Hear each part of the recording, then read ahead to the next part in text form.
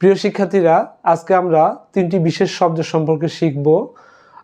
Although, দো এবং even though. যদিও তিনটি শব্দের অর্থ প্রায় একই রকম মনে হয়, তবুও কিছুটা পার্থক্য রয়েছে। শুরুতে বলবো আমরা অলদো। অলদো মানে যদিও। তো অলদো শব্দটা একটু কিছুটা ফর্মাল এবং অলদো শব্দটা বাক্যের শুরুতে বসে। যেমন, although he was not a member of the committee, he attended the meeting. Although he was not a member of the committee, he attended the meeting. Next আসো দো সম্পর্কে। দো শব্দের অর্থ যদিও, কিন্তু এটা একটু ক্যাজুয়াল ওয়ার্ড। যেমন, though he didn't like movie, he watched a movie with his family.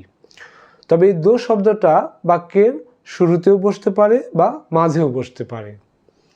ওকে, তো এবার আসলে ইভেন দো শব্দটা। ইভেন দোটা একটু বেশি স্ট্রঙ্গার দ্যান দো অ্যান্ড অল দো। যেমন ইভেন দো দিয়ে কিছুটা ইমোশন এক্সপ্রেস করা হয়।